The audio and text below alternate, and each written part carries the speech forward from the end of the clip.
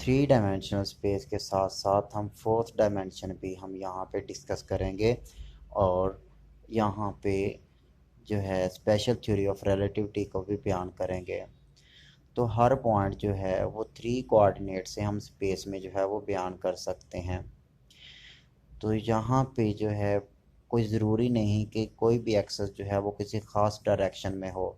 हम इसको इस एक्सेस को हम कहीं भी रोटेट करवा सकते हैं कोऑर्डिनेट सिस्टम को।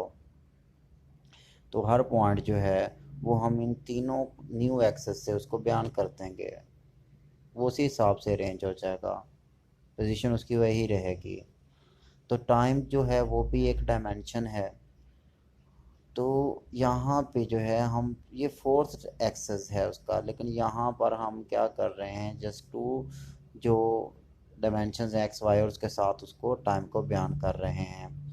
स्पेस में जो है हर पॉइंट जो है टाइम से भी बयान कर सकते हैं थ्री स्पेशल कोऑर्डिनेट के साथ।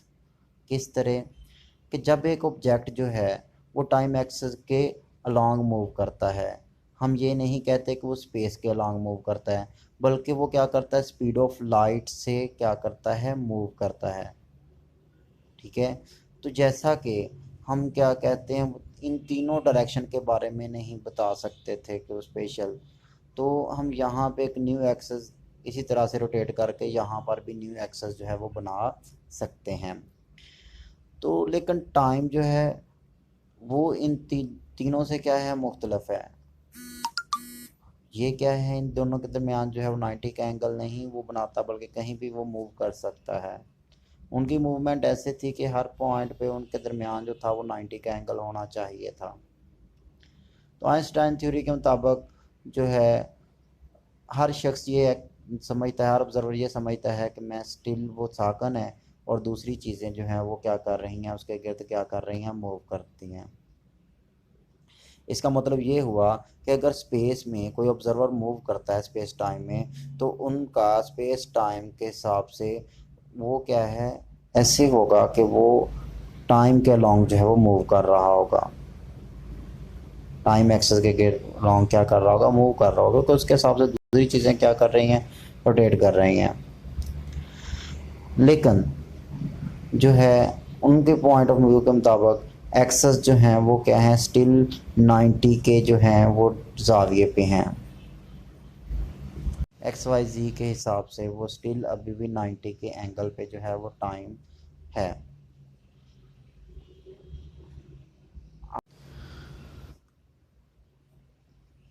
तो यहाँ पे क्या है, डिफरेंट ऑब्जर्वर जो होंगे वो डिसएग्री होंगे टाइम और डिस्टेंस के बारे में मुख्तलिफ इवेंट्स में। जब कोई चीज़ जो है वो स्पीड ऑफ लाइट से मूव करती है, उनमें डिफरेंस आ जाता है।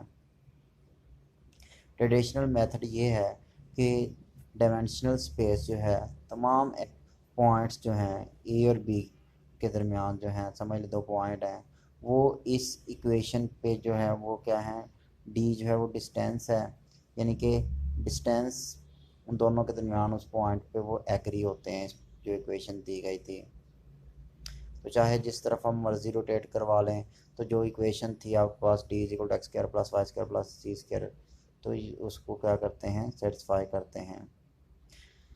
क्लियर है, D square is equal to x square plus Y square plus ji square. लेकिन ऐसा जो है वो जब कोई ऑब्जेक्ट जो है क्या है, स्पीड ऑफ लाइट से मूव करता है, यानी टाइम एक्सेस भी हम उसको बयान करते हैं साथ। तो रिलेटिविटी में जो है टाइम एक्सेस उसी वक्त बयान करेगा ना जब कोई चीज़ जो है ऑब्जेक्ट जो है वो स्पीड ऑफ लाइट से मूव करेगा। लेकिन अब जो है वो स्पेस टाइम इंटरवल में क्या है, मुख्तलिफ तरीके से वो अमल करते हैं, तो उस वक्त जो है उनका डिस्टेंस मुख्तलिफ होता है। स्पेस टाइम इंटरवल जो होता है वो किसके बराबर होता है, x square plus Y square plus जी square minus c t square.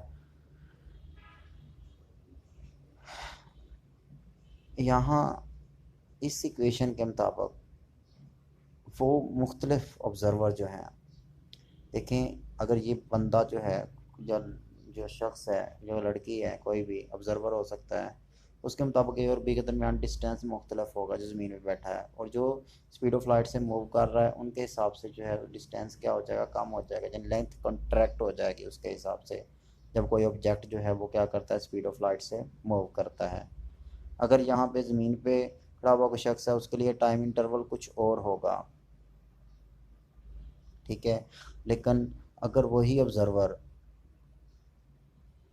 Observer क्या है, स्पेस में है, तो उसके लिए जो है वो टाइम क्या हो जाएगा, डिले हो जाएगा, जिसे हम टाइम डायलेशन कहते हैं। जब कोई ऑब्जेक्ट जो है स्पीड ऑफ लाइट से मूव करता है तो उसके लिए टाइम जो है वो क्या हो जाता है, डिले हो जाता है,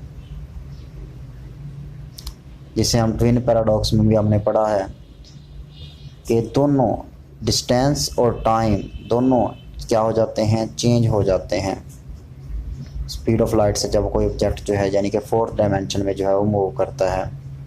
ट्विन पैराडॉक्स की एग्जांपल ऐसे ही है जिसमें हमने ये कहा था कि दो जुड़वां बच्चे पैदा हुए थे, तो एक जो है वो स्पेस में चला जाता है और एक जो है वो क्या है, ज़मीन पे।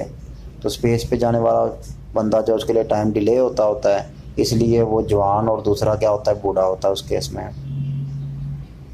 अब लाइट जो है वो क्या है, वो डिपेंड नहीं करती किसी पे भी टाइम पे, वो किस तरफ एक्सेस मूव कर रहा है, किस तरफ नहीं एक्सेस मूव कर रहा, मतलब क्या है, तमाम ऑब्जर्वर जो है स्पीड ऑफ लाइट के लिए वो क्या होंगे, एग्री होंगे, चाहे वो जिस तरफ हम उसको मर्जी घुमा रहे हैं।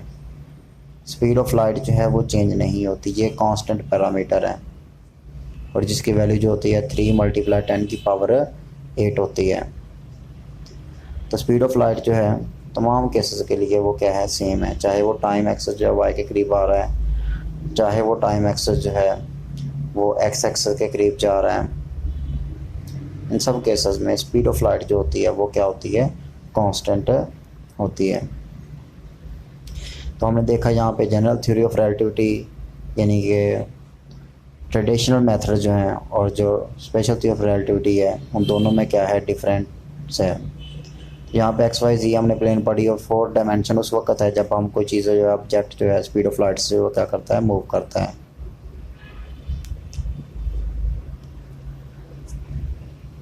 और